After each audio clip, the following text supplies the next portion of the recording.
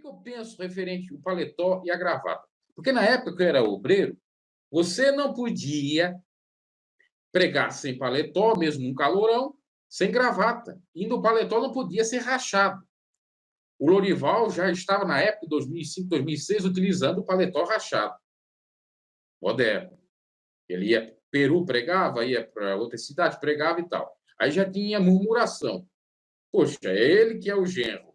O missionário pode, mas não podemos. Aí começaram a liberar nas igrejas do interior. Eu segui a regra. Meu paletó era fechado, eu usava gravata, e era só com paletó e gravata, né, terno e gravata, melhor dizendo, que eu pregava. E até abria culto assim. Agora, o que eu penso?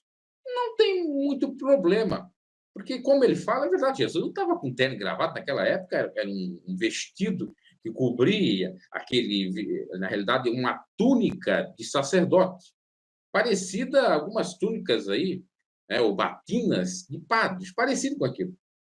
Era a vestimenta da época, e dos rabinos, e dos sacerdotes, entre aspas, na época. Então, eu não vejo muito problema nisso, porque se a gente for estudar a história do surgimento do paletó e da gravata, é algo até recente, vamos dizer assim. Claro que representa o formalismo. Você, por exemplo, no mundo jurídico, já que eu sou formado em direito, e a gente estudou isso, percebeu, teve algumas práticas nesse sentido, você não pode chegar diante do juiz de qualquer maneira. Chegar de short, chegar com uma roupa que não seja condizente com a ocasião, e aquela formalidade. Mas até no direito está mudando, porque outrora, para falar com o juiz, tinha que ir de terno gravata, ou uma camisa gola polo, de calça. Hoje em dia, claro, ainda tem que ser de calça, mas pode ser uma roupa qualquer, entre aspas, né? Desde que tenha uma certa formalidade. Os próprios advogados, outrora, tinham que ir de terno e gravata. Os juízes mais antigos até, eles exigem isso. Mas agora já está permitindo só a camisa e a gravata. Ou só a camisa social e a calça jeans. Outrora nem calça jeans podia, tinha que ser, né, aquela calça ou tergal ou calça social. Então, até no mundo jurídico está mudando. Por que não mudar nesse sentido nas igrejas também? Claro que não vai de qualquer maneira. Vai de short, vai de blusa regata. Não. Tem meios para isso, entre aspas. Isso é vida privada. Agora, tem que ter o respeito, tem que ter um pouco, obviamente, de formalidade, mas tudo que é demais é veneno, né? Então, nesse ponto, eu concordo com ele. Agora, depende também como que ele vai, né?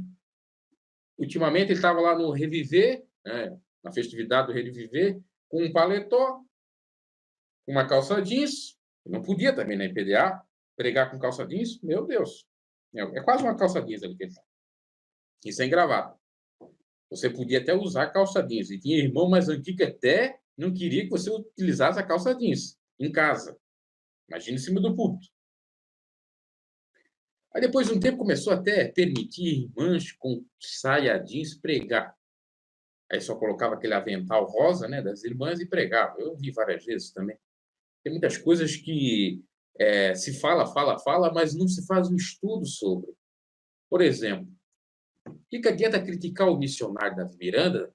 Eu não estou falando daqueles que são da IPDA, estou dizendo de gente de fora, e que tem raiva da Igreja de Deus e Amor e raiva do missionário. O que adianta criticar o missionário se não estuda a biografia dele e não estuda naquilo ou aquilo que ele aprendeu? Da onde que ele veio? Não adianta ficar criticando. Tem que estudar, tem que entender a pessoa. Nós somos suscetíveis a falhas. O missionário veio de uma igreja católica. Ele era fanático. Ele era congregado mariano. Ele tinha toda aquela influência da década de 50, 60 da Igreja Católica, que era rígida nos usos e costumes. Por que eu sei disso? Porque a minha avó, que era muito mais velha que o missionário Davi Miranda, porque a minha avó nasceu em 1919, e ela ficou católica até com 78 anos, depois se converteu, e veio falecer com 95 anos. Se converteu para o protestantismo. Então, ela me contava que os padres, aqui no interior, na minha cidade, na região, eles chamavam as pessoas de carnuda, assim como o missionário pregava. As mulheres que não andavam decentemente, que andava com uma regata, por exemplo, na missa, que andava com degote, né? É decote, né? Degote, né? V, andava às vezes com brinco, com batom. O padre não queria ir dentro da missa. Então o missionário aprendeu isso aí. A avó vivenciou isso bem antes, né? Década de 30, 40. Em 50, 60 ainda estava isso. Então ele aprendeu. Aí tem cara que fica aí dizendo no YouTube, me dá até um nojo. O missionário é o maior herege do mundo. O missionário é o maior falso profeta do mundo. Pelo amor de Deus, eu não estou defendendo ele. Eu sei que ele teve alguns erros, como vários homens de Deus tiveram. O próprio Moisés teve erro. Foi escolhido por Deus, não foi? Mas bateu lá na pedra, pronto. Deus tirou a vida dele, entre aspas. Foi sepultado por Deus. Mas ele perdeu a vida, ele não foi para Canaã. E assim a gente está suscetível. Eu também não sou o homem perfeito. Eu, diante do missionário e diante de Deus, sou tão pecador que você nem imagina. Né? Eu não estou aqui para fazer média nenhuma, para dizer que eu sou melhor que todo mundo. Não é isso aí que eu estou dizendo. E também não estou para defender placa de igreja nem missionário. Eu estou falando que tem que se analisar. Inclusive, para quem é estudado, acadêmico, tem que fazer esse processo. Inclusive, eu já li no canal matérias da Deus e Amor, do missionário, em dissertação de mestrado em filosofia da religião em São Paulo. Tem. Aí sim. E lá, inclusive, revela isso, as influências do missionário. Então, tem que estudar isso. Ficar aí falando besteira que não dá. Agora, tem muita gente que fica falando besteira, mas não faz 1% do que o missionário fez.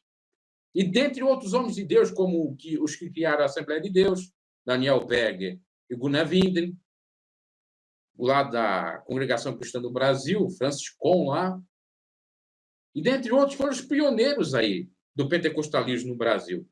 A Assembleia de Deus, a congregação em primeiro, depois a Assembleia de Deus, foi o pentecostalismo de primeira onda. De segunda onda vem a Deus e Amor, na década de 60, com a Igreja Brasil para Cristo, também do missionário Manuel de Mello, que fazia uma certa concorrência. Eu me recordo que a minha avó dizia: Bruno, o missionário estava na rádio, eu também escutava um tal de Manuel de Mello. Aí depois eu fui procurar quem era o Manuel de Mello. Né? Faleceu na década de 90, se eu não me equivoco. Então tudo isso tem que ser analisado.